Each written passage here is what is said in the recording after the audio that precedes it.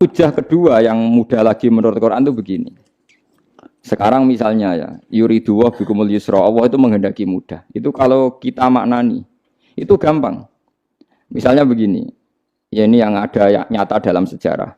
Ada berhala terpahat dari batu, namanya Lata, Uzza, Manat, Lata, Uzza, Manat. Terus ada yang beberapa yang namanya nggak disebut Quran, kata Hubal, kata apa? Hubal. Oleh orang-orang kafir jahiliyah, Lata itu disembah, dikatakan Tuhan. Uzza juga dikatakan apa? Tuhan. Itu kata Allah. In hiya illa asmaun samaitumuha antum wa abaukum, itu hanya nama yang kamu ciptakan. Makanya Allah ngendikan kalau barang tidak benar istilah kaburos kalimatan takhruju min afwahim. Niki rungokno nggih kanca-kanca terutama sing hafal Quran. Misalnya aku darani Mustafa iku ganteng, Mustafa iku sugih. Itu namanya kalimat yang keluar dari mulut saya, tapi hakikatnya kan tidak ada. Nyatane ora ganteng, nyatane ora sugih. Tapi ini menjadi kalimat karena kadung keluar dari mulut. Kula baleni, tapi ini menjadi kalimat karena kadung keluar dari apa? Mulut. Misalnya saya bilang, wah Ruhin rambutnya lurus, alim, ganteng, pinter.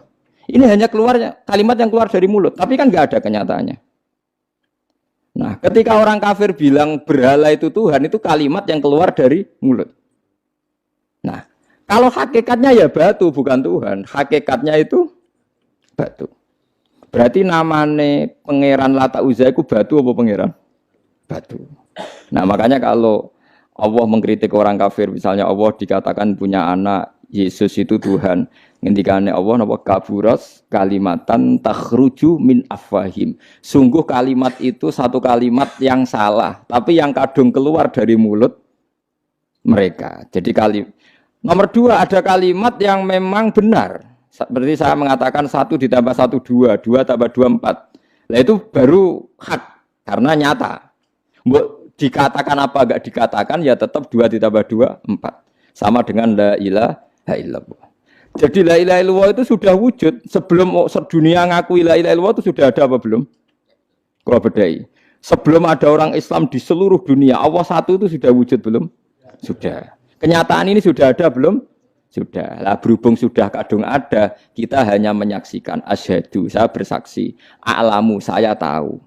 Karena sudah ada, makanya disebut fa'lam annahu la ilaha illallah. Wong sudah ada, kita tinggal tahu, tinggal bersaksi.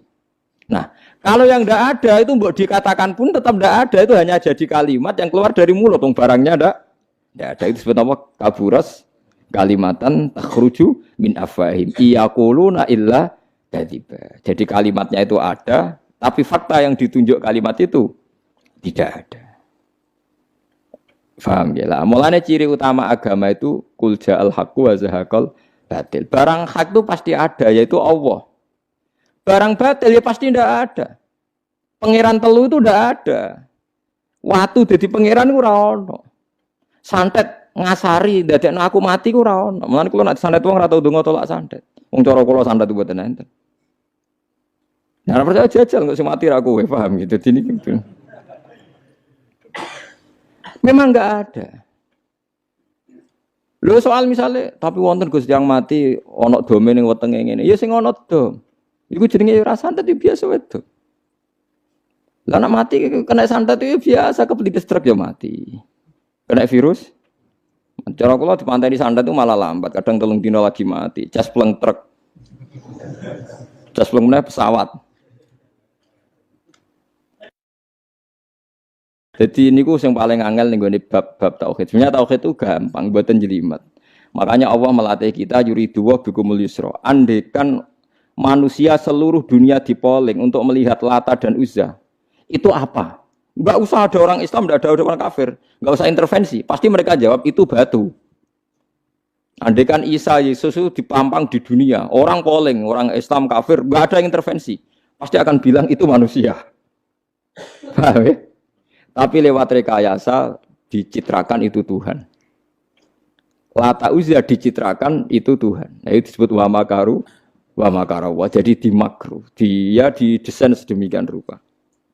Misalnya di Yunani itu orang kalau bilang Tuhan itu akal, makanya bilang logos.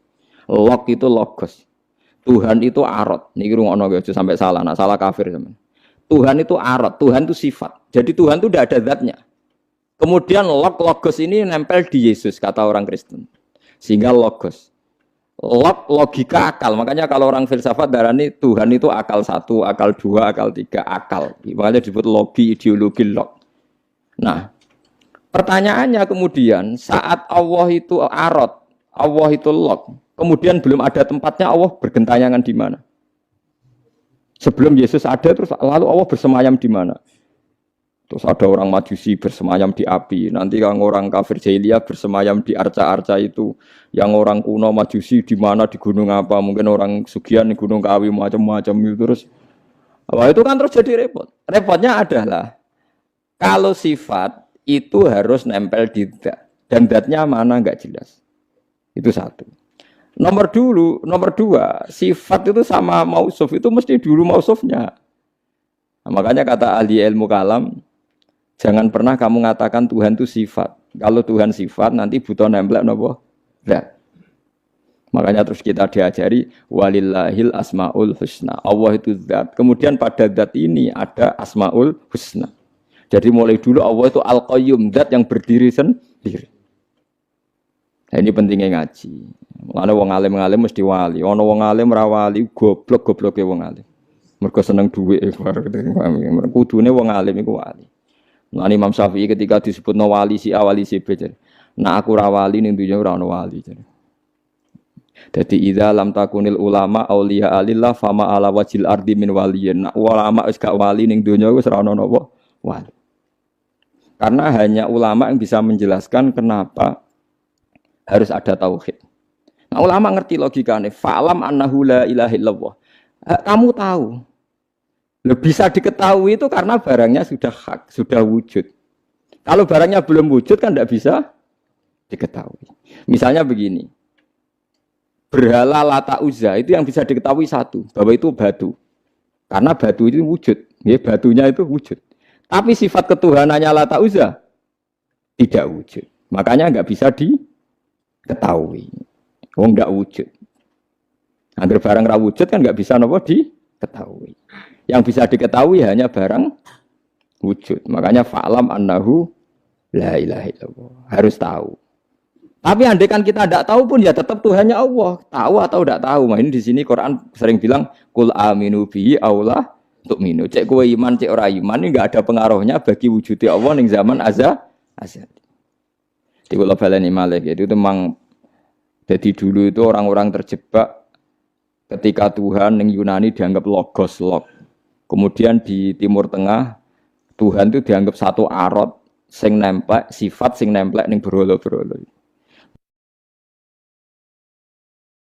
Nggak nenggone daerah Majusi ning wasani sing nemplek ning napa geni macam-macam. Mon niku walhasil akhirnya semuanya itu kalah dengan tauhid sing digawa Kanjeng Nabi Muhammad sallallahu alaihi wasallam. Bahkan sekarang tiang Nasrani pun itu tidak pede dengan teori trinitasnya.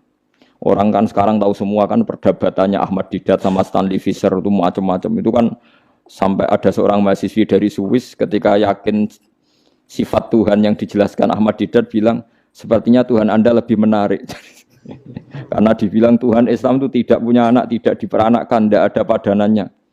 Kalau Tuhan Anda ini padanannya banyak gini-gini terus. Itu ada orang tertarik. Sepertinya Tuhan Anda lebih menarik. Karena sifatnya lebih apa? Ya lebih menarik. Terus tadi maknanya walat itu kalau menurut ilmu kalam itu dua. Walat itu anak fisik, anak gen. Atau walat maknanya tawalud, konsekuensi dari satu hal. Tapi tidak karena diciptakan.